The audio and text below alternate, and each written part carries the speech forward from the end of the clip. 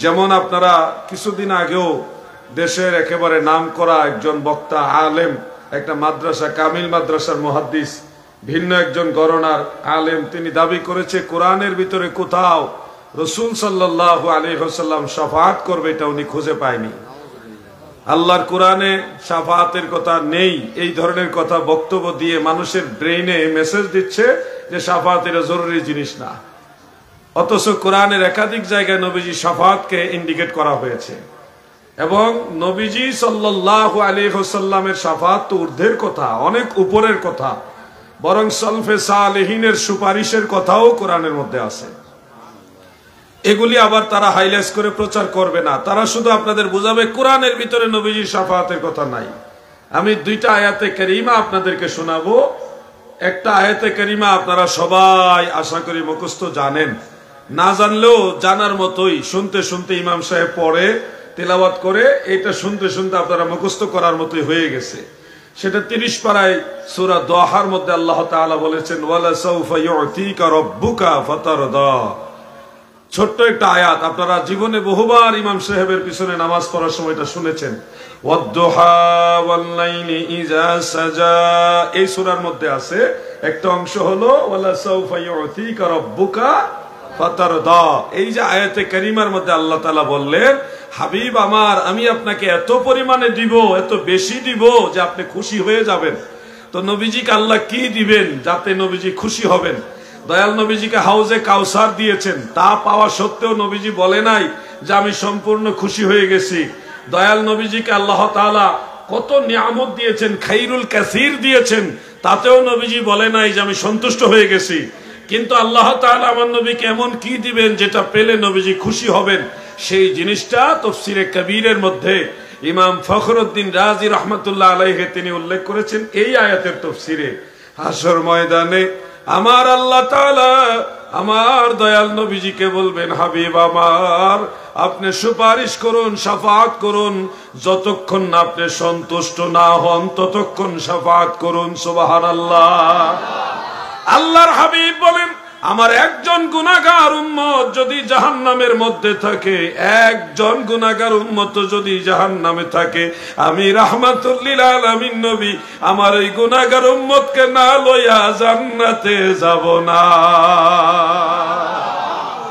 এরপরে নবীজি বলবে, আল্লাহ আমি সন্তুষ্ট হয়েছি। তাহলে নবীজির সন্তুষ্টি এটা মূলত শাফাআতের মাধ্যমে। এই আয়াতে মূলত শাফাআতে রাসূলের কথা বলা হয়েছে। শাফাআতের কথা যে বলা হয়েছে এটা আহলে সুন্নাহ ওয়াল জামাতের সমস্ত মুফাসসিরিনে কেরাম তিনাদের স্ব তাফসীরের মধ্যে উল্লেখ করেছেন। এখন যদি কেউ বলে কোরআনে শাফাআতের কথা নাই, বুঝে নিতে হবে তারা এই তাফসীরের কিতাবগুলি পড়েনি।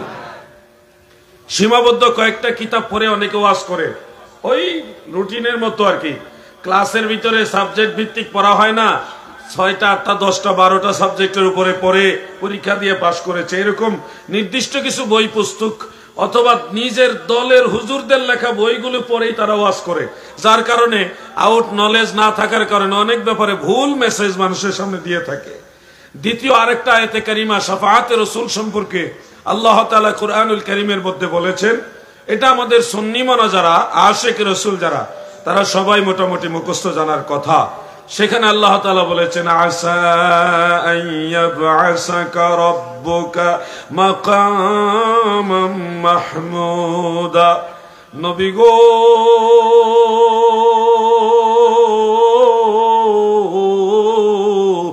অচিরে আপনার রব আপনাকে মাকামে মাহমুদে অধিষ্ঠিত করবেন। মাকামে মাহমুদ কি, এই ব্যাখ্যা দিতেছেন তাফসীরে দুররে মানসুরের মধ্যে হাফেজ জালালউদ্দিন সুয়ুতী রাহমাতুল্লাহ আলাইহি উল্লেখ করেন।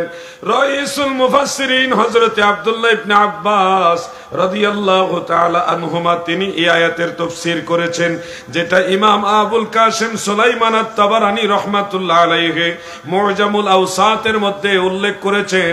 হযরত ইবনে আব্বাস নবীজির আপন চাচাতো ভাই, সাহাবীদের মধ্যে উনি রাইসুল মুফাসসিরিন, তিনি এই আয়াতের তাফসীর করে বলেন, এই মাকামে মাহমুদ হলো মহান আল্লাহ তাআলার আরশে আজিমের উপরে এক বিশাল সিংহাসন, এক কুরসি।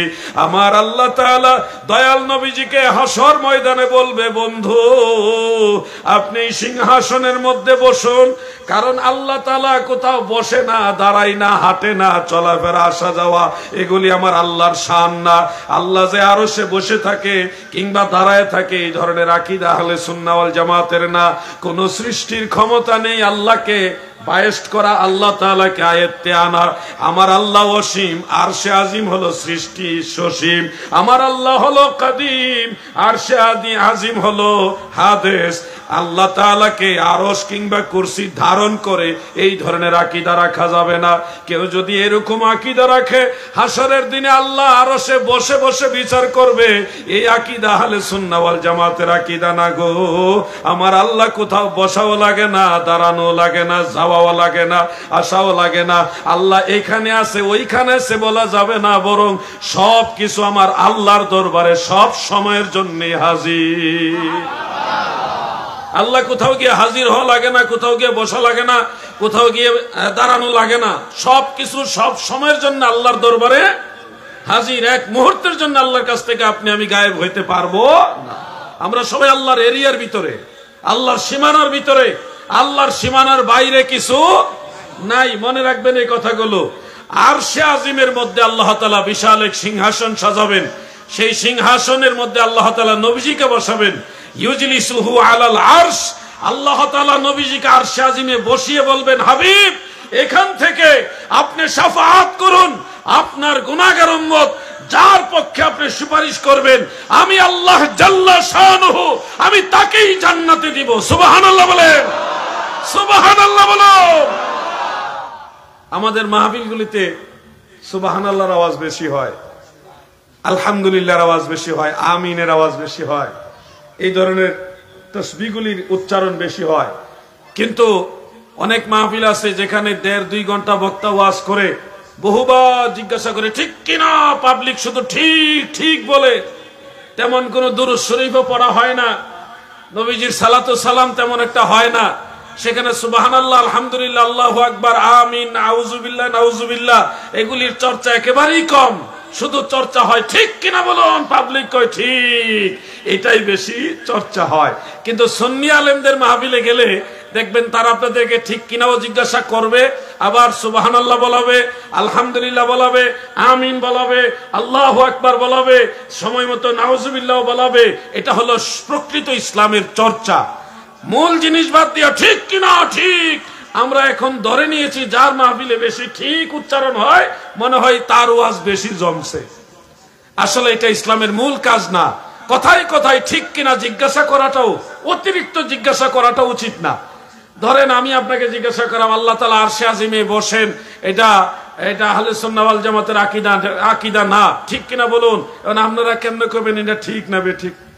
আপনারা যদি ঠিক বলে দেওয়া লাগে কিংবা বেঠিক বলে দেওয়া লাগে, তাহলে আমি আসছি কি জন্যে?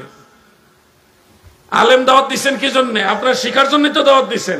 আল্লাহ আরশে বসে কি বসে না, বা আল্লাহ তাআলা আরশে আজিমে বসতে পারে না, বসাটা ঠিক না, বা এই ধরনের বক্তব্য আমি বুঝাইয়া দিলে আপনারা বুঝবেন, আলেমরা এসে বুঝাই দিবে আপনারা বুঝবেন। আমরা এসে যদি কথায় কথায় জিজ্ঞাসা করি ঠিক কিনা বলুন, আপনারা যদি বলে দেওয়া লাগে হুজুর আপনার কথা ঠিক, তাহলে তো উস্তাদ আপনার আর হুজুর হইল ছাত্র। কথায় কথায় অতিরিক্ত ঠিক কিনা বলুন এটা বলা উচিত নয়। এগুলি ব্যালেন্স করে বলতে হবে, ব্যালেন্স করে বলতে হবে। আর অরিজিনাল ইসলামের চর্চা হলো সুবহানাল্লাহ, আলহামদুলিল্লাহ, আল্লাহু আকবার, সময় মতো আমিন, সময় মতো নাউযুবিল্লাহ, এই ধরনের উচ্চারণগুলি বেশি বেশি করতে হবে। নবীর দরুদও পড়তে হবে। আসেন আমরা দুই একবার দয়াল নবীজির দরুদ শরীফ পড়ি। আল্লাহুম্মা সাল্লি মাওলানা মুহাম্মদ ওয়া আলা মাওলানা মুহাম্মদ আল্লাহুম্মা সাল্লি। তোমরা ছোটরা জোরে জোরে পড়ো, জোরে মহব্বতে। ওয়া আলা আলি সাইয়্যিদিনা। আমার দাদু ভাইরা গভীর মনোযোগ। কত বড় মহান ইজ্জত আমার আল্লাহ আমাদের নবীকে দিয়েছে। আরশে আজিমে সিংহাসন সাজায় আল্লাহ বলবে আপনি এখানে বসে আপনার উম্মতের জন্য শাফাআত করুন। এটা কোরআনের আয়াত, সাথে সহিহ হাদিস। কোরআনের আয়াত সাথে কি সহিহ হাদিস, দুর্বল হাদিস না, সবল হাদিস, শক্তিশালী হাদিস। সেখান থেকে আমরা নবীজির শান বুঝি। এখন যদি কেউ বলে আমি কোরআন পড়েছি, কোথাও নবীর শাফাআতের কথা পাইনি, এটা তো বুঝতে হবে তার দুর্বলতা। সে সীমাবদ্ধ কয়টা কিতাব পড়ে ওয়াজ করতেছে। ব্যাপকভাবে যদি স্টাডি করত তাহলে কিন্তু এই ধরনের কথা সে বলতো না। আমার নবীজির শাফাআতের বিষয়টা তো ঊর্ধ্বে। উত্তরবঙ্গে একজন বক্তা ওয়াজ করেছিলেন, সেই ওয়াজটা ছিল এরকম যে আল্লাহ তাআলা একমাত্র শাফাআতকারী, আল্লাহ তাআলা ব্যতীত আর কেউ শাফাআত করতে পারবে না। ঠিক কিনা বলুন? পাবলিক কই ঠিক? আল্লাহ তাআলা ব্যতীত আর কেউ শাফাআত করতে পারবে না। ঠিক কিনা বলুন? পাবলিকে বলে কি ঠিক?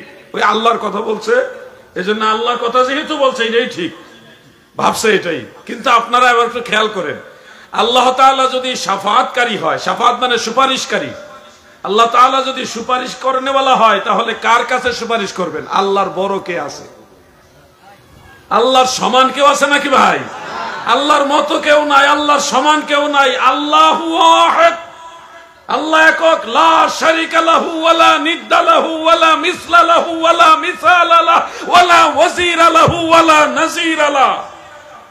তিনি বেমিসাল, বেনজির, বেনওয়াজ, তার সমকক্ষ কেউ নেই, তার মতো কেউ হতে পারেনি, পারবেও না, তার দ্বিতীয় কেউ নেই। আমার আল্লাহই হলো একক এবং অদ্বিতীয়। ঠিক কিনা ভাই? তো সেই আল্লাহ যদি সুপারিশকারী হয় তাহলে কার কাছে সুপারিশ করবেন এই প্রশ্ন দাঁড়ায়।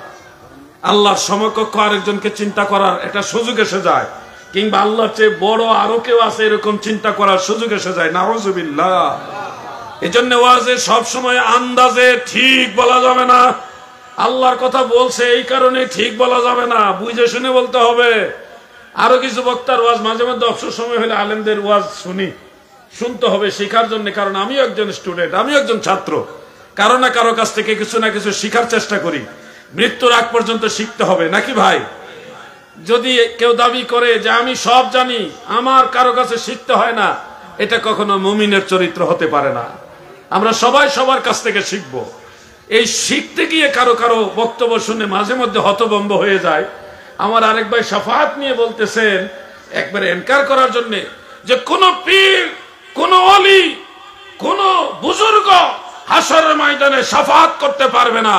তারা নিজেরাই তো হাসরের ময়দানে জান্নাতে যাবে কিনা গ্যারান্টি নেই। তারা মুরিদ বাঁচাবে কোন সময়? ঠিক কিনা বলুন? পাবলিকে বলে ঠিক। পীর, বুজুর্গ, আউলিয়াদের সম্পর্কে একটা নেগেটিভ মেসেজ এটা। অথচ কোরআনুল কারীমের মধ্যে আল্লাহ তাআলা কি বলেছেন শুনেন। সূরা যুখরুফের মধ্যে এবং সূরা মারইয়ামের মধ্যে দুইটা আয়াতে কারিমা রয়েছে, ৮৬ নম্বর আয়াত এবং ৮৭ নম্বর আয়াত। আপনারা প্রয়োজনে মোবাইলে অ্যাপসে কোরআনুল কারীম থাকলে খুলে দেখে নিতে পারেন। সূরা মারইয়াম ৮৬, ৮৭ দুইটা দেখেন, সূরা যুখরুফও দেখেন, পেয়ে যাবেন। সেখানে আল্লাহ তাআলা বলেন, লা ইয়ামলিকুনাশ শাফাআতা ইল্লা মান ইত্তাখাযা ইনদার রাহমানি আহাদা। কেউ শাফাআতের মালিক হবে না গো।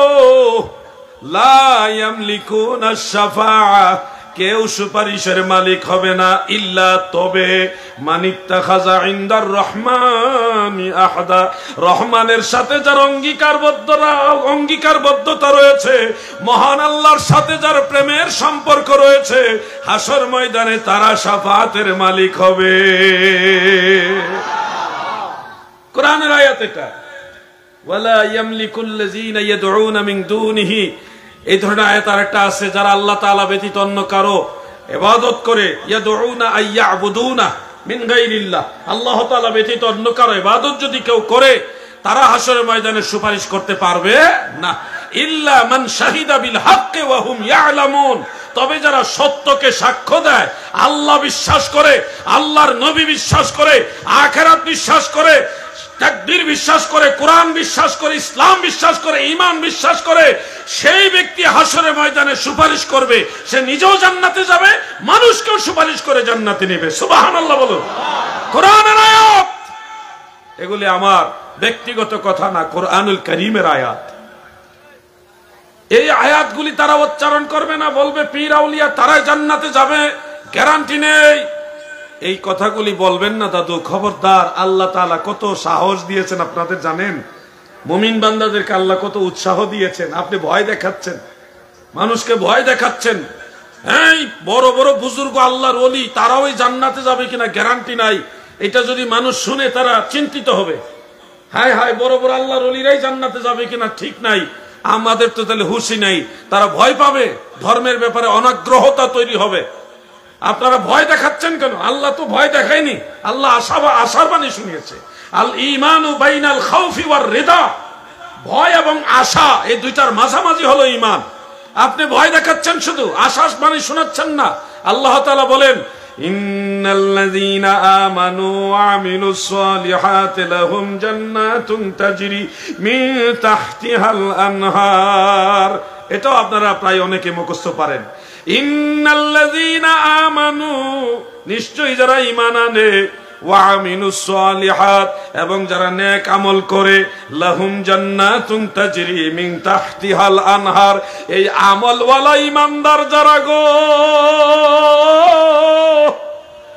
আমলওয়ালা ঈমানদার যারা, তাদের জন্যই জান্নাত। আমার আল্লাহ বলে আমি তাদেরকে জান্নাত দিব। সুবহানাল্লাহ। আপনাদেরকে আল্লাহ এটা বলতেছে, আপনাদেরকে। আপনারা আল্লাহ চাই তো কম বেশি নেক আমল করার চেষ্টা করেন না? করেন না মনে হয় তো, কোন লজ্জা লাগেনি বলতে? আপনারা কম বেশি নেক আমল করার চেষ্টা করেন কিনা? এই আপনাদেরকে আল্লাহ সাহস দিতেছে যে তোমরা যারা ঈমান আনছো, আমার নবীকে মানছো, পরকাল বিশ্বাস করো, আমি আল্লাহর কোরআন মানো, রাসূলের হাদিস মানো, ইসলাম মানো, তোমরা যারা নেক আমল করো, লাহুম জান্নাতুন তাজরি মিন তাহতিহাল আনহার, তোমাদের জন্য আমি আল্লাহ জান্নাত বানাইছি। সুবহানাল্লাহ বলেন।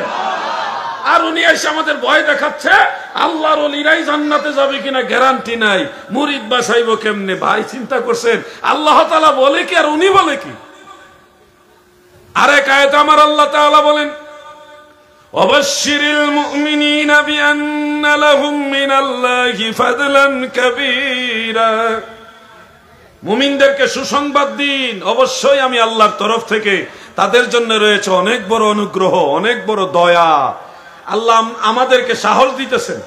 আপনারা নিঃসন্দেহে মুমিন। কি বলেন আপনারা? আপনারা মুমিন কিনা বলেন? বলেন অবশ্যই মুমিন। যদি কেউ প্রশ্ন করে আপনারা মুমিন কিনা, আপনারা শুধু মুমিন বলবেন না, বলবেন অবশ্যই মুমিন। গ্যারান্টি দিবেন, আপনি সিউরিটি দিবেন, এটা নিশ্চয়তা দিবেন, তাকিদ দিয়ে বলবেন অবশ্যই মুমিন। আমি প্রশ্ন করি, বলুন আপনারা মুমিন কিনা? অবশ্যই মুমিন, গ্যারান্টি দিয়ে বলবেন।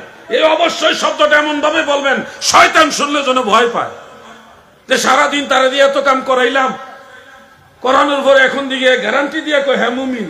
শয়তান বেজার হয়, আল্লাহ খুশি হয়। আমার বান্দা ইমানের ব্যাপারে ঠিক আছে, গুনাহগার হইলো ইমানের ব্যাপারে খুব গুরুত্ব দিয়ে বলতেছে যে অবশ্যই মুমিন। শয়তান কি এটা কি হইলো? সারাদিন চেষ্টা করলাম, কাজ হইলো না, সে গ্যারান্টি দিতেছে মুমিন। আল্লাহ তাআলা খুশি হয়। এই জন্য আমরা যদি কোথাও প্রশ্ন পাই যে আপনি কি মুমিন কিনা, আমরা বলবো অবশ্যই মুমিন। গ্যারান্টি দিতে হবে, তাকিদ দিয়ে বলবেন। এই মুমিনদেরকে আল্লাহ তাআলা বলেন, নবীজিকে মিন করে বলতেছেন, ওয়াবাশশিরিল মুমিনিন বাশশারা ইউবাশশিরু তাবশীরান ফাহুয়া মুবাশশিরুন। এই গর্দানে মিলিয়ে বাশশির, এটা হলো আমরের সিগা। আল্লাহ তাআলা বলতেছেন, হাবিব আপনি সুসংবাদ দেন, ওয়াবাশশিরিল মুমিনিন, মুমিনদেরকে সুসংবাদ দেন, বিআন্না লাহুম মিনাল্লাহি ফাদলান কাবীরা, আমি আল্লাহর তরফ থেকে এই মুমিন বান্দাদের জন্য অনেক বড় দয়া আছে। সুবহানাল্লাহ, সুবহানাল্লাহ, সুবহানাল্লাহ, সুবহানাল্লাহ কইতে সামনে বললে বেশি। প্রিয় ভাই আমার, তাহলে আমরা আশাবাদী আল্লাহ আমাদের দয়া করবেন। আমরা আশাবাদী কিনা বলেন? অবশ্যই আমরা আশাবাদী আল্লাহ আমাদের দয়া করবেন। এটা আশা রাখবেন, ভয় পাইবেন না। গুনাহ তো করছি, ওই আল্লাহ তো মাফ করবে, এই আশায় গুনাহ করা ছেড়ে দেন। আল্লাহ আগে যা করছি মাফ করে দেন, আল্লাহ গো আপনারা দয়াল, আমাদের মাফ করে দেন, এই আশায় আগেরটা বাদ দিয়ে দেন। একটা হাদিস শরীফ মাঝে মধ্যে আমি বয়ান করি, আজকে আপনাদেরও শোনাই। সহিহ মুসলিমের সূত্রে হাফেজ ইবনে কাসির রাহমাতুল্লাহ আলাইহি তাফসীরে ইবনে কাসিরে সূরা ইয়াসিনের তাফসীরের মধ্যে হাদিসটা আনছেন। সূরা ইয়াসিনের নাম শুনেননি আপনারা? সেখানে হাদিস শরীফটা উল্লেখ, হাসরের ময়দান আল্লাহ তাআলা মুমিনদের বিচার সবার সামনে করবে না। কিছু কিছু মুমিন আছে যাদের বিচার আল্লাহ তাআলা পর্দার অন্তরালে করবে, পর্দার আড়ালে নিয়ে বিচার করবে। কেমনে করবে? আমল নামা বের করে দিবেন। আমল নামা বের করে আল্লাহ তাআলা আপনাকে দেখিয়ে বলবে, বান্দা অমুক দিন ফজরের নামাজ পড়নি, অমুক দিন জোহরের নামাজ আসরের নামাজ পড়নি, অমুক দিন অতটা মিথ্যা কথা বলছো, এই পাপ অমুক দিন এটা করছো। জীবনের সবগুলি পাপ আপনাকে দেখাবে, সওয়াবগুলিও দেখাবে। ফামান ইয়ামাল মিসকালা যাররাতিন খায়রান ইয়ারা ওয়া মান ইয়ামাল মিসকালা যাররাতিন শাররান ইয়ারা। যাররা পরিমাণ ভালো কাজ যদি করে থাকেন সেটাও আমার আল্লাহ আপনাকে দেখাবে, এবং যাররা পরিমাণ মন্দ কাজ যদি করে থাকেন সেটা আল্লাহ তাআলা আপনাকে আমাকে দেখাবে। দেখানোর পরে বলবে, বান্দারে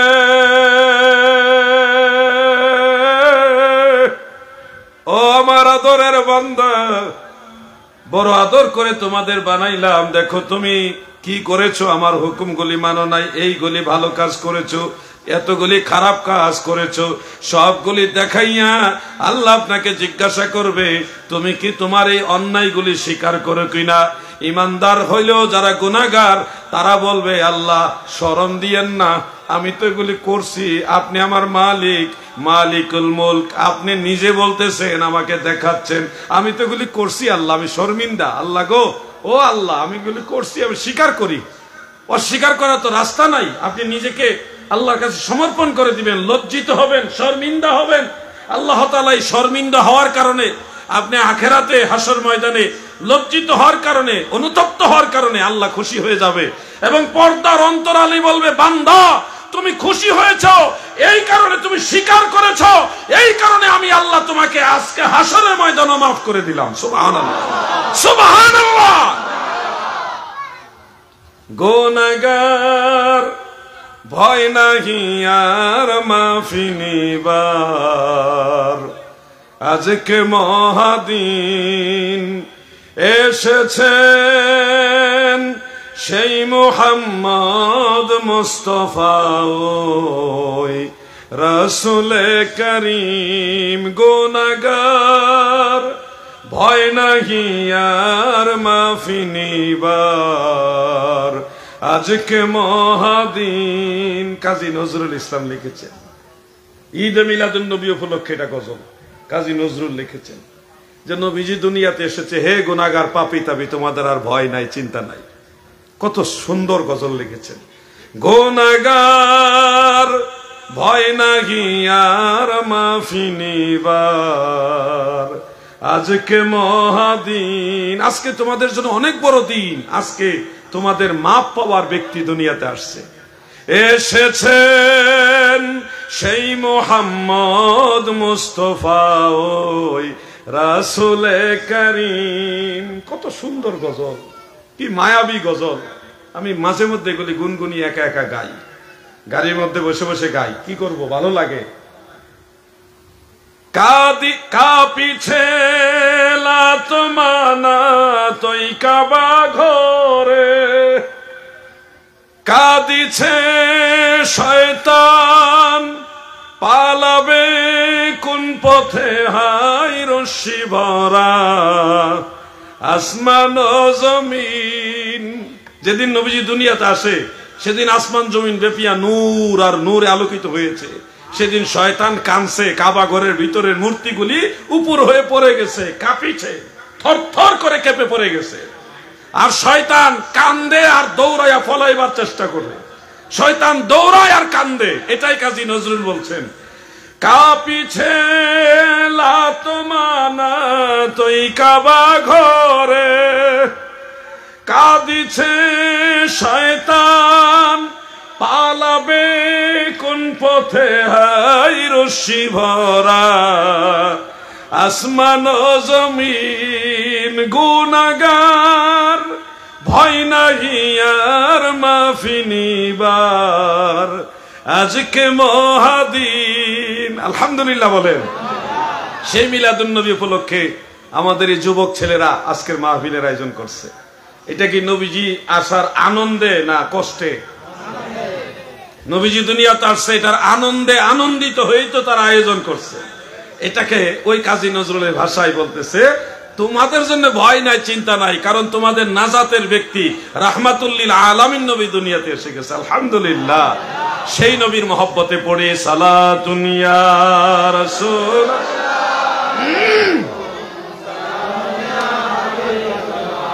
আলাইকুম সালাতুন ইয়া রাসূল।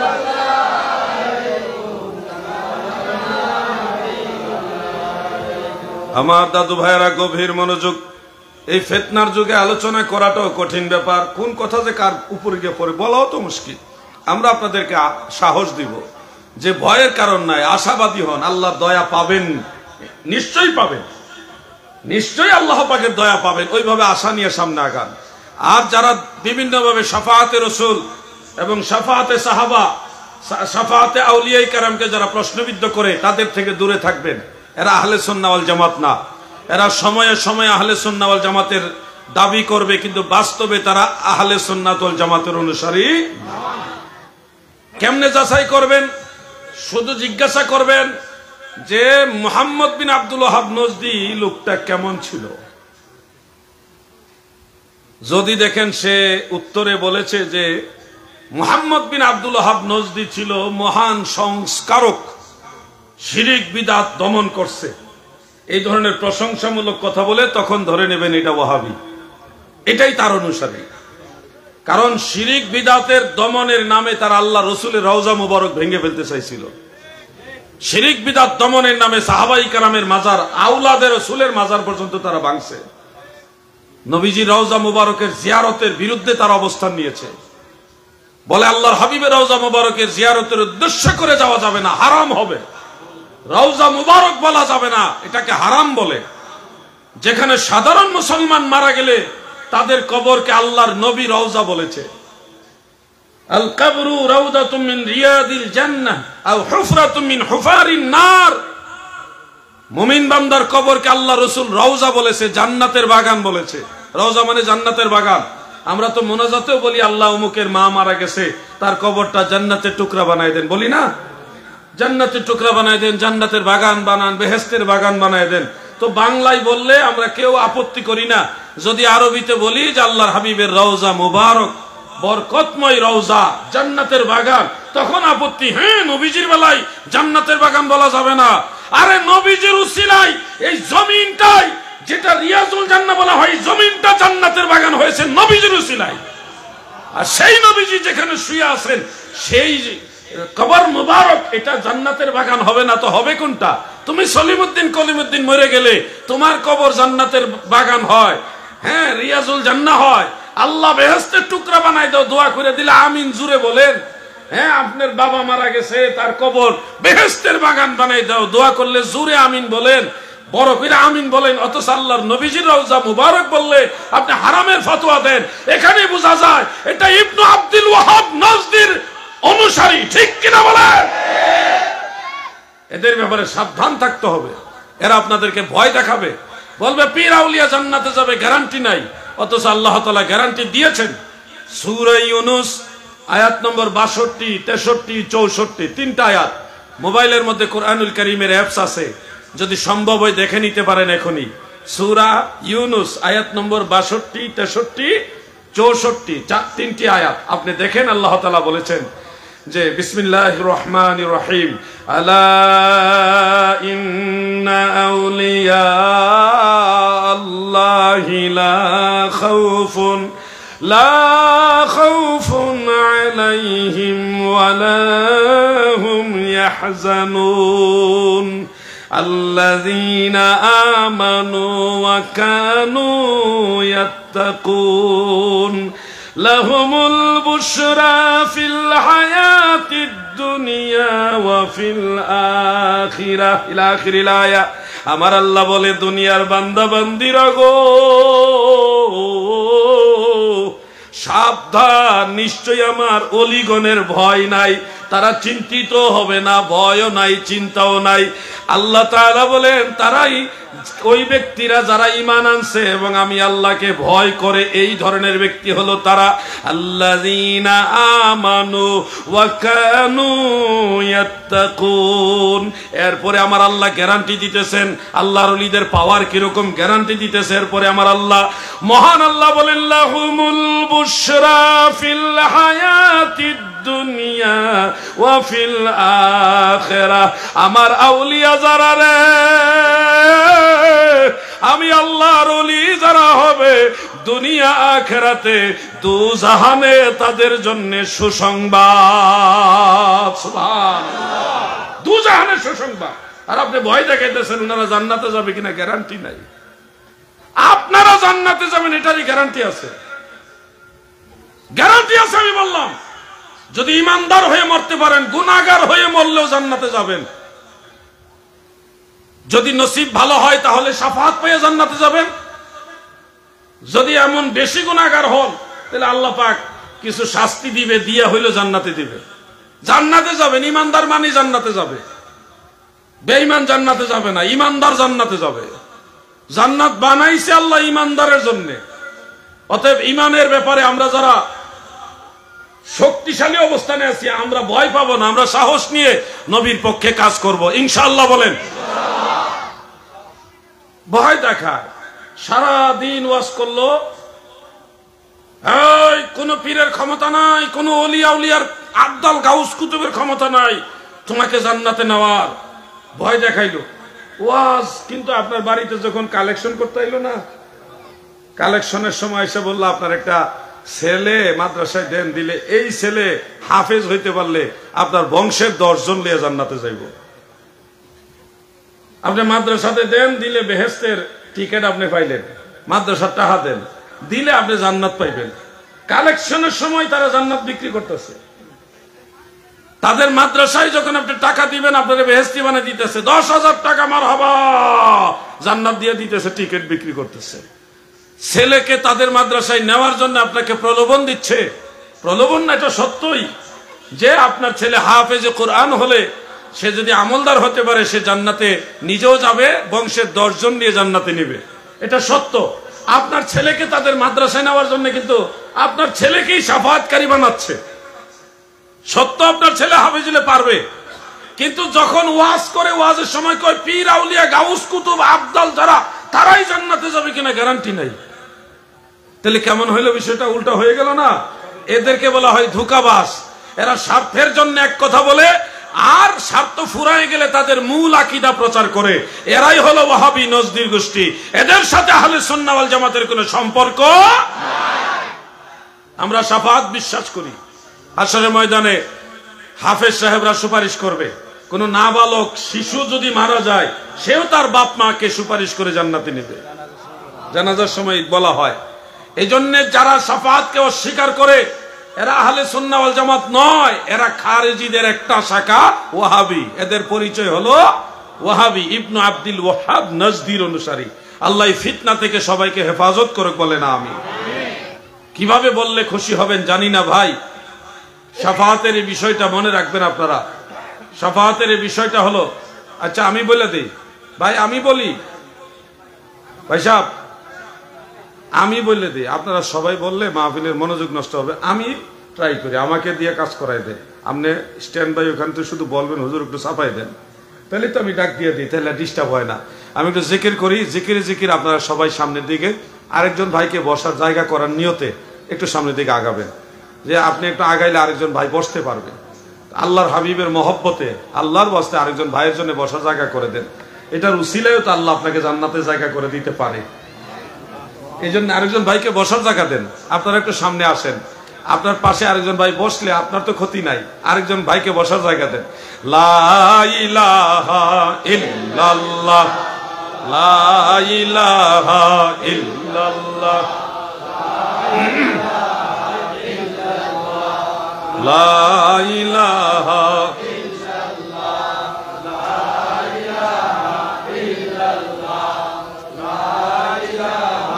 ইল্লাল্লাহু, লা ইলাহা ইল্লাল্লাহ, হক লা ইলাহা ইল্লাল্লাহু মুহাম্মদ রাসূলুল্লাহ।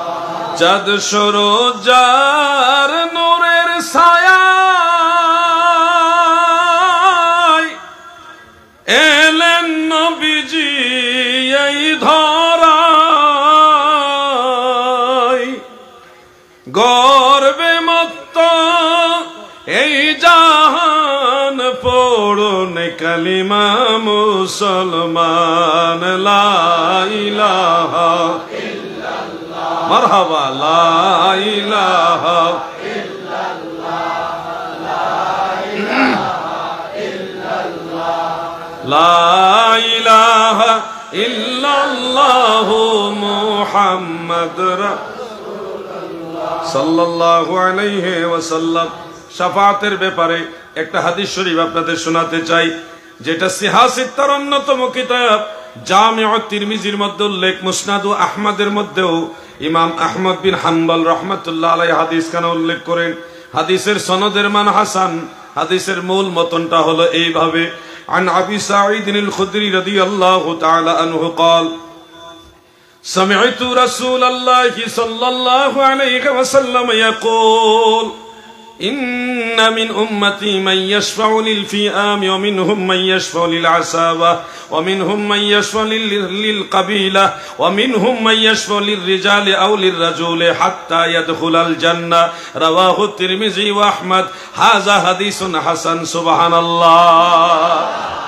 হযরত আবু সাঈদ খুদরি রাদিয়াল্লাহু আনহু বলেন, আল্লাহর রাসূলকে আমি বলতে শুনেছি গো, আমার দয়াল নবীজি বলেন, আমার উম্মতের মাঝে এমন উম্মত আছে, একজন উম্মতে বিশাল এক জনসমষ্টিকে শাফাআত করে তার সাথে জান্নাতে নিয়ে যাবে।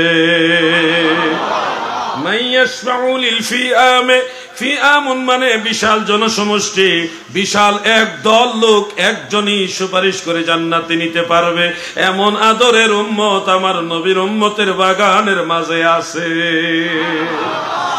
আর আমাদের ভয় দেখায় আল্লাহর ওলিরা ফির আউলিয়া জান্নাতে যাবে কিনা গ্যারান্টি নাই।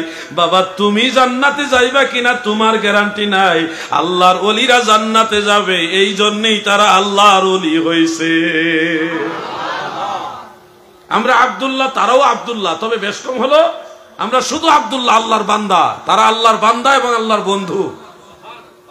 তাদের উপাধি একটা স্পেশাল, তারা আল্লাহর বন্ধু, ওলিউল্লাহ, আল্লাহর বন্ধু। তুমি তো বন্ধু হতে পারোনি, বান্দাই রয়ে গেলা। তারা বান্দাও হয়েছে, বন্ধুও হয়েছে। অতএব তাদের ব্যাপারে কথা বলতে সাবধান হয়ে বলতে হবে।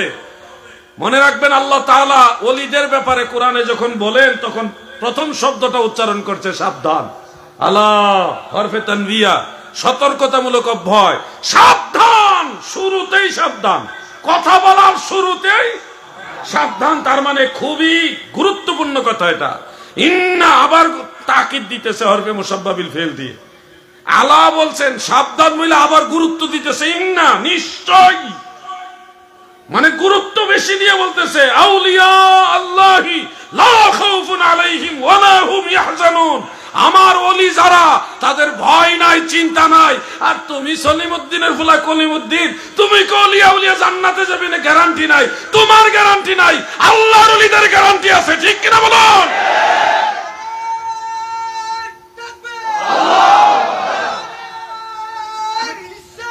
ইয়া রাসূলুল্লাহ,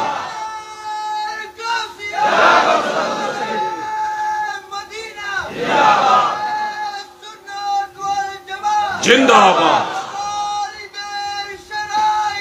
ঈদ মিলাদুন নবী সাল্লাল্লাহু আলাইহি ওয়াসাল্লাম।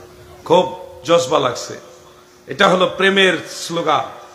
ভাই আমার, ওলি আল্লাহ সম্পর্কে ভালো ধারণা রাখতে হবে। তবে হ্যাঁ, আমরা কোনো ভণ্ড যারা নামাজ নাই, শরীয়তের ধার ধারে না, ভণ্ড যারা, তাদের পক্ষেও কথা বলছি না, সত্যিকারে আল্লাহর ওলি সম্পর্কে বলছি।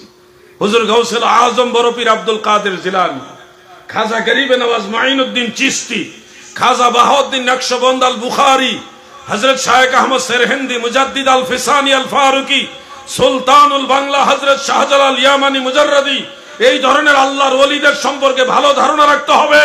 যারা ওলি আল্লাহর অনুসারী তারা অবশ্যই সঠিক পথে আসে। আর একটা ধোঁকা দিবে আপনাদেরকে, ভালোভাবে মনে রাখবেন। সেই ধোঁকাটা হলো কোরআনুল কারীমে বিভিন্ন শব্দে, বিভিন্ন আলফাজে এই কথাটা এসছে যে হাসরের ময়দানে লাইসা লাহুম মিন দুনিল্লাহি ওয়ালিয়্যুন ওয়ালা নাসির, বিভিন্ন আলফাজে শব্দগুলি এসছে। তাদের জন্য কোনো ওলি থাকবে না, কোনো শাফাআতকারী থাকবে না, ওয়ালা শাফিউ এই শব্দটা আসছে, কোনো সুপারিশকারী থাকবে না, কোনো সাহায্যকারী থাকবে না।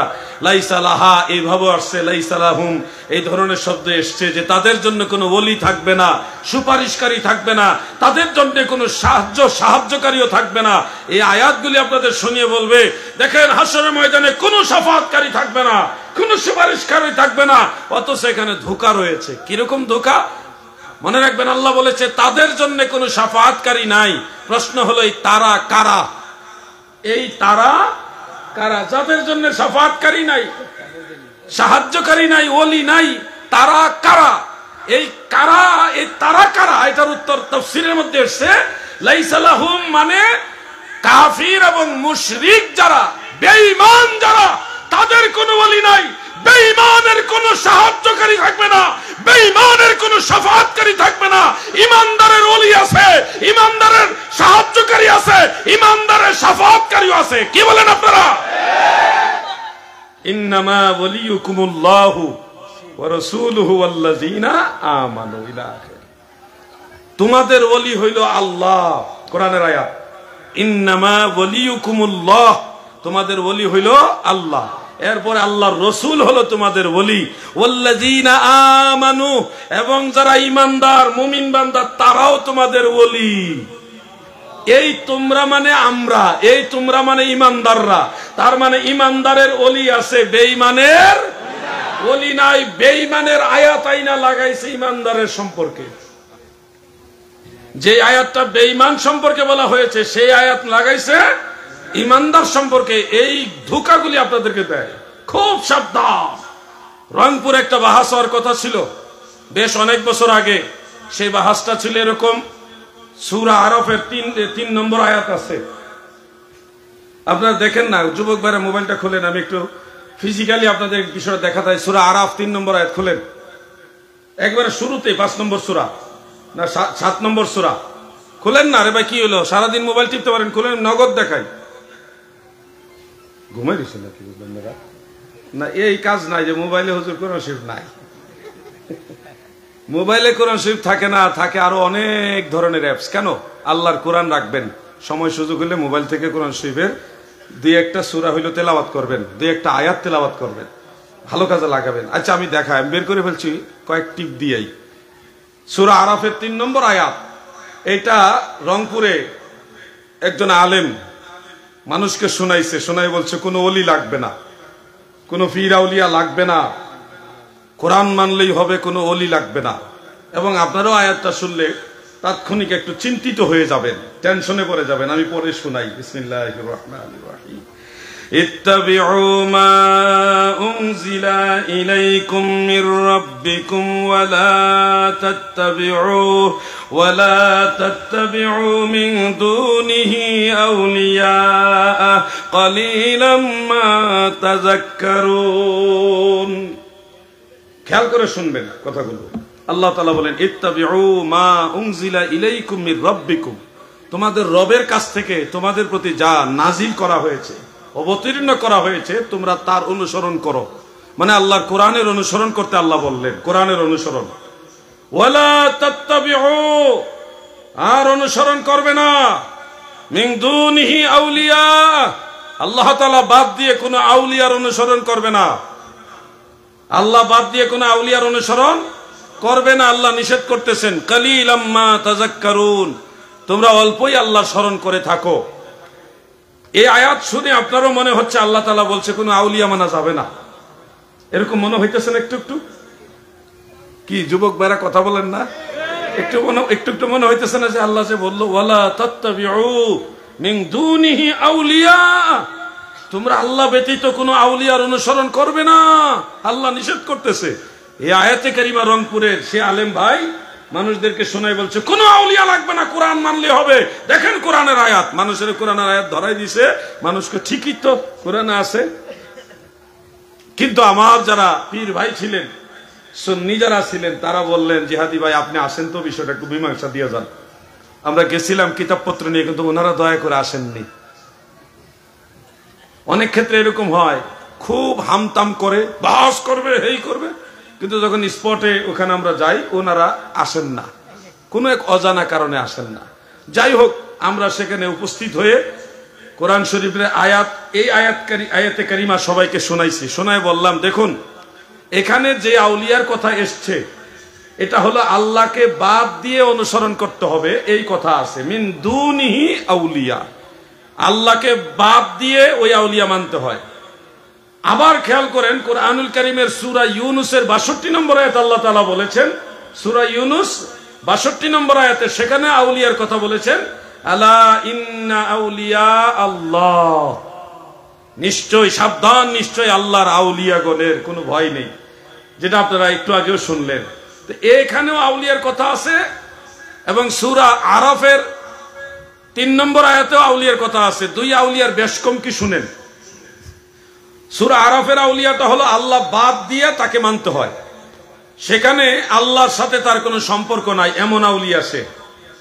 তারা এমন আউলিয়া যে আউলিয়ার সাথে আল্লাহর কোনো সম্পর্ক নাই। কিন্তু সূরা ইউনূসের আউলিয়ার সাথে আল্লাহ তাআলা ইজাফত করেছেন, ইন্না আউলিয়া আল্লাহি লা খাউফুন আলাইহিম ওয়া লা হুম ইয়াহজানুন, নিশ্চয় আমি আল্লাহর আউলিয়া যারা, তার মানে সূরা ইউনূসের মধ্যে যে আউলিয়ার কথা আল্লাহ বলেছে, এটা আল্লাহর আউলিয়া।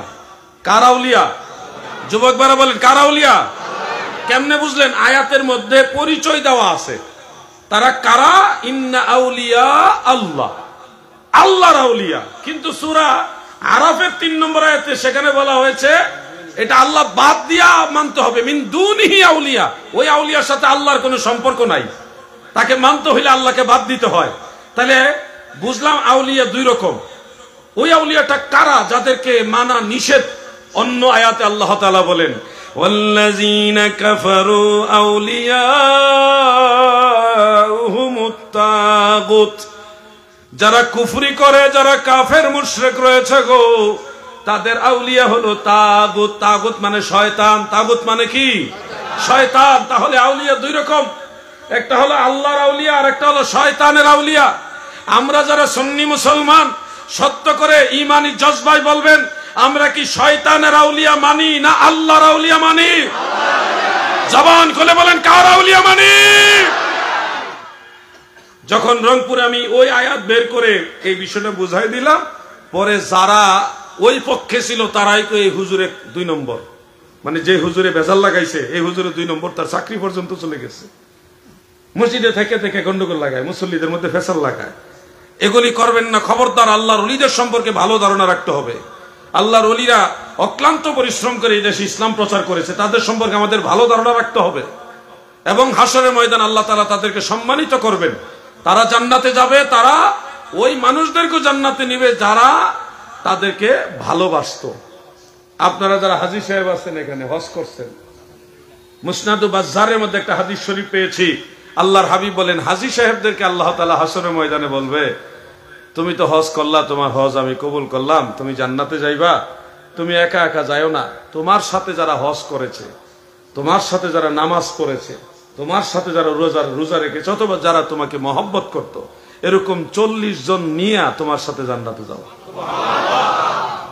হাজী সাহেবদের ব্যাপারে আল্লাহ রাসূল সাল্লাল্লাহু আলাইহি ওয়াসাল্লাম এটা বলেছেন। আপনাদেরকে সম্মানিত করা হবে হাশরের ময়দানে, হাফেজ সাহেবদেরকে সম্মানিত করা হবে। আলেমদের কথা কি জানেন? আলেমদেরকে মুসনাদু বাজ্জারের মধ্যে এই হাদিসটা আছে, সহিহ হাদিস। আলেমদেরকে আল্লাহ তাআলা বলবে, প্রথম আওয়াম যারা, আবেদ যারা, সাধারণ মুসলমান, তাদেরকে বলবে উদখুলুল জান্নাহ, তোমরা জান্নাতে প্রবেশ করো। পাবলিক যারা জান্নাতি তারা জান্নাতে যাবে, ফেরেশতারা নিয়ে এনে জান্নাতে প্রবেশ করাবে। কিন্তু আলেমদের বলবে তোমরা দাঁড়াও, তোমরা দাঁড়াও, তোমরা জান্নাতে প্রবেশ করিও না। আলেমদেরকে দাঁড়া করাবেন। আপনারা হয়তো ভাবতেছেন আলেমদের বিচারটা মনে করা বিচার হইব নাকি? না না, ওই আলেমদের কথা বলছি না। আলেম দুই প্রকার, একটা হলো হক্কানি আলেম আর একটা হলো দুনিয়াদার আলেম। হক্কানি আলেমদেরকে আল্লাহ তাআলা বলবে তোমরা জান্নাতে এখন যেও না, তোমরা দাঁড়াও, তোমরা দাঁড়াও। আল্লাহ কেন গো? আমরা কেন দাঁড়াবো? আপনি মেহেরবানি করে বলুন। আল্লাহ তাআলা বলবে তোমরা যেও না, আমার অনেক গুনাহগার বান্দা গুনার মামলায় আটকায় গেছে। তোমরা যাদেরকে চিনো, যারা তোমাকে মহব্বত করতো, তোমাদের ভালোবাসতো, ও আমার আলেম বান্দারা, তোমরা তাদেরকে সাথে নিয়ে আমার কাছে সুপারিশ কইরা তোমাদের সাথে জান্নাতে নিয়ে যাও।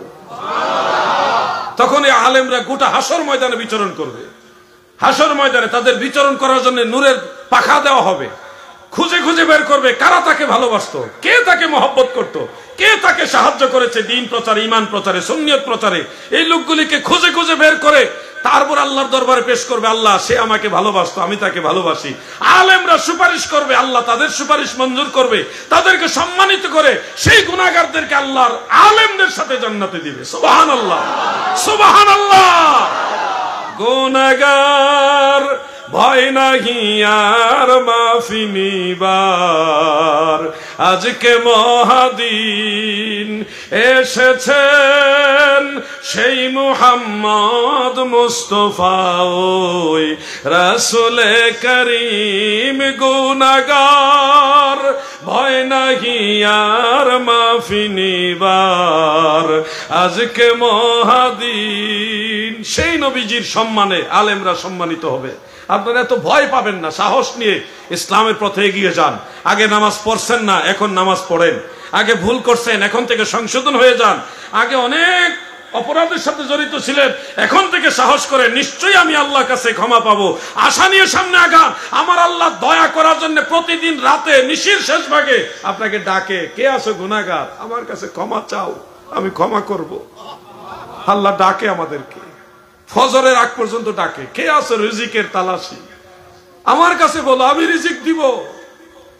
কে আছো রোগ বেমারি, অসুস্থ, অসহায়, আমি আল্লাহর কাছে বলো, আমি তোমাদের সেবা দিব, সাহায্য করব। আল্লাহর কাছে বলো। এইভাবে আল্লাহ তাআলা ডাকে।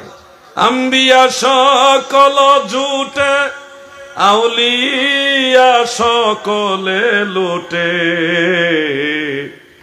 আম্বিয়া সকল জুটে, আউলিয়া সকলে লুটে, ভান্ডার ধারো খোলা পে, ভান্ডার ধারো খোলা পে, লুটে ধন মন ভরে, ভান্ডার ধারো খোলা পে, লুটে ধন মন ভরে। নিশির শেষ ভাগে নবী রাসূলরা ঘুমাইতেন না। নিশির শেষ ভাগে আল্লাহর ওলিরা ঘুমায় না। আপনারা ঘুমায় থাকেন, আল্লাহর ওলিরা জাগ্রত হয়, তাহাজ্জুদ নামাজ পড়ে, আল্লাহর সাথে সেজদা দিয়া কথা বলে। আমার আল্লাহর সাথে কথা বলতে কোনো টেলিফোন লাগে না, ইন্টারনেট লাগে না, কোনো এমবি কিনা লাগে না। আমার আল্লাহর সাথে কথা বলতে কোনো মোবাইল টেলিফোন লাগে না। সরাসরি আল্লাহর সাথে কথা বলতে পারবেন। সেজদায় যান, মোনাজাতে কথা বলেন। আপনার কি দরকার? তিনি সব দিতে পারে, যিনি আমার আল্লাহ। ঠিক কিনা ভাই? তার কাছে আপনি সাহায্য চান, সকল পেরেশানি দূর করে দিবেন। কিছু পেরেশানি দিবেন ইচ্ছা করে, যেন আপনি আল্লাহকে ভুলে না যান। আমাকে আজকে একজন বলতেছে, হুজুর আমরা কি আল্লাহর কাছে মাপ পামু, আমরা যে গুনাহগার? আমি তখন বললাম, আপনি যে টেনশনটা করতেছেন, এই টেনশনটা আল্লাহ পছন্দ করে। আপনি মাপ পাইবেন কিনা এই চিন্তা করতেছেন না, এই টেনশন, এই টেনশনটা আমার আল্লাহর কাছে পছন্দ। বুঝতে পারছেন বিষয়টা? আপনি যে আল্লাহকে নিয়ে ভাবতেছেন, আল্লাহর আযাব নিয়ে ভয় পাচ্ছেন, আল্লাহকে ভয় পাইতেছেন, এই চিন্তাটাই আমার আল্লাহ পছন্দ করে। আপনি টেনশন করেন, এটা আল্লাহ চায়। কিছু ঝামেলা আপনাকে দিবে, একেবারে 100% শান্তিটা আপনার রাখবে না, নাহলে আপনি ভুলে যাবেন আল্লাহকে। দুনিয়ার সুখ শান্তি পেয়ে একেবারেই ভুলে যাবেন, কিছু ঝামেলা দিয়ে রাখবেন, দিলেও লাভ আছে। সুনান আবি দাউদের মধ্যে উল্লেখ, দয়াল নবীজি বলেন, আমার উম্মতের যদি জ্বর হয়, তাপমাত্রা বৃদ্ধি পায়, জ্বর হয়, এই জ্বরের কারণে আল্লাহ তার গুনাহ খাতা মাফ করবে। আপনাকে আর কিভাবে আল্লাহ দয়া করবে বলেন? আপনার জ্বর হয়েছে, এই কারণে আপনি আল্লাহরে ডাকতেছেন ভয়ে, আর ওই জ্বরের কারণে আপনার গুনাহ খাতা মাফ হইতেছে। এটা আমার আল্লাহর দয়া। এজন্য একবারে 100% ভালো থাকার নিয়ত দরকার নাই। শুধু বলেন, আল্লাহ আপনি আমাকে শান্তিতে রাখেন, আপনার দয়ার নজরে রাখেন, আপনার ক্ষমার নজরে রাখেন। আল্লাহ আমাদেরকে সেই মানুষদের কাতারে নিয়েন না যাদের উপর আপনি সন্তুষ্ট না। আল্লাহ আমাদেরকে সেই মানুষদের কাতারে রাখেন যাদের উপর আপনি সন্তুষ্ট রয়েছেন। অতএব আল্লাহ আপনি তো আমার উপরে সন্তুষ্ট হবেন এমন কাজ আমি করিনি, ওই মানুষদের কাতারে আমাদেরকে রাখেন যাদের উপর আপনি সন্তুষ্ট হয়েছেন। এইভাবে দোয়া করেন, দেখবেন আপনার দোয়া কবুল হয়ে গেছে, আল্লাহ আপনাদের মাফ করবেন। অবশ্যই আল্লাহর দয়ার চাদরে আপনাদেরকে ঢেকে রাখবেন। সূরা ফাতিহার মধ্যে এটা আপনি বলেন, আল্লাহ শিক্ষা দিয়েছেন, ইহদিনাস সিরাতাল মুস্তাকিম সিরাতাল্লাযীনা আন'আমতা আলাইহিম। আল্লাহ আমাদেরকে সরল সঠিক পথে পরিচালিত করুন, যেই পথে আপনার নিয়ামতপ্রাপ্ত বান্দারা চলেছে। নিয়ামতপ্রাপ্ত বান্দাদের পথে চলবো। আমরা গুনাহগার, কিন্তু চলবো বাবা শাহজালালের পথে। আমরা গুনাহগার, চলবো গাউসুল আজম মাইজ ভান্ডারীর পথে। আমরা গুনাহগার, চলবো খাজা গরিবে নওয়াজের পথে। আর আমরা অযোগ্য, কিন্তু চলবো বড় পীর আব্দুল কাদের জিলানীর পথে। ঠিক কিনা ভাই? লাইন যেন সঠিকটা হয়। অনেকগুলো ধানের সাথে কিছু সিটা ধানও বিক্রি হয়। আমরা না হয় অল্প কয়টা মানুষ সিটা ধান, কিন্তু ধানের সাথে মিশে থাকতে হবে, আলাদা হইলে বিপদ। ধানের সাথে যদি আপনি সিটা ধান অল্প কয়টা মিশে থাকেন, তাহলে ধানের ওজনে বিক্রি হয়ে যাবেন, ধানের ওজনে বিক্রি হয়ে যাবেন। এই জন্য যারা সঠিক, যারা আল্লাহর মায়ার বান্দা, নিয়ামত প্রাপ্ত বান্দা, তাদের দলে থাকতে হবে। সেই দলের নাম নিশ্চয়ই ওয়াহাবি, নাকি? মাশাআল্লাহ, বলি মারহাবা। আহলে সুন্নাত ওয়াল জামাত একটা গজল আমি মাঝে মধ্যে গাই, আপনারা বেজার হইেন না। কাউকে হিট করার জন্য নয়, বরং সুন্নিদেরকে উৎসাহিত করার জন্য আমি এটা বলি। সুন্নি মুসলমান, সুন্নি মুসলমান হরে সাবধান, ওহাবি খারিজির দলে লুটিল ঈমান। সতর্ক হতে হবে, আপনাদেরকে সচেতন হতে হবে। আপনার ঈমানের ব্যাপারে আপনাকে অবশ্যই দায়িত্বশীল হতে হবে। আমি গুনাহগার হইলেও আমার দলটা যেন নবীর দল হয়, হাসরের ময়দানে যেন শাফাত পাওয়ার মতো কিছু একটা উসিলা আমার থাকে। চলবেন এমন মানুষের সাথে যে মানুষ আমলদার, নবী প্রেমিক। আপনি দুর্বল হইলে হাসরের ময়দানে ওই মানুষটাই আপনারে তরায় নিব। এমনও ঘটনা আছে, আপনারা শুনলে কেমন মনে করবেন জানি না। আলেমদেরকে যারা অজুর পানি আগায় দেয়, এই অজুর পানি আগায় দেওয়াটা কাজে লাগবে। কথা বুঝতে পারছেন? আলেমরা জান্নাতে যাবে, আর আপনি দাঁড়ায় বলবেন, হুজুর আমি একদিন আপনার শীতকালে গরম পানি অজুর পানিটা আগায় দিয়েছিলাম। আল্লাহ তাআলা তাকে মনে করে দিব, ওই মহব্বত করেনেওয়ালা হিসেবে তাকেও আলেমরা সুপারিশ করবে। এইভাবে আল্লাহ মানুষ যখন মাফ করবেন, তখন আল্লাহ এইভাবেই মাফ করবেন। আমরা আল্লাহর দয়া চাই, আপনারা চান কিনা বলেন? ডেকে নিবে যেদিন আমারে তোমার প্রিয় করে নিও, হায়াতের দিন ফুরালে খাতে মাইমান মুরে দিও, কালে মানসিব মুরে দিও। ও আল্লাহ,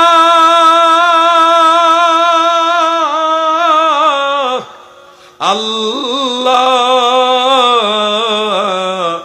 খাতে মাইমান মুরে দিও, কালে মানসিব মুরে দিও। ডেকে নিবে যেদিন আমারে তোমার প্রিয় করে নিও, হায়াতের দিন ফুরালে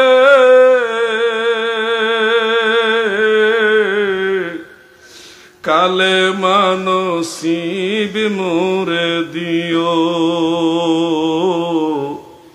খাতে মাইমান মুরে দিও। আমিন বলেন। আল্লাহুম্মা সাল্লি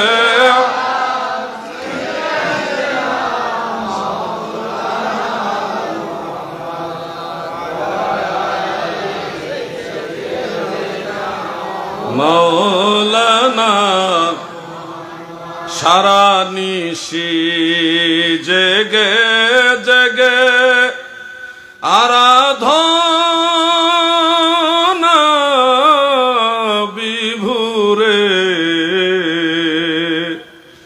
কান্দিয়া কাটাইতেন নবী পাপী উম্মতের তরে।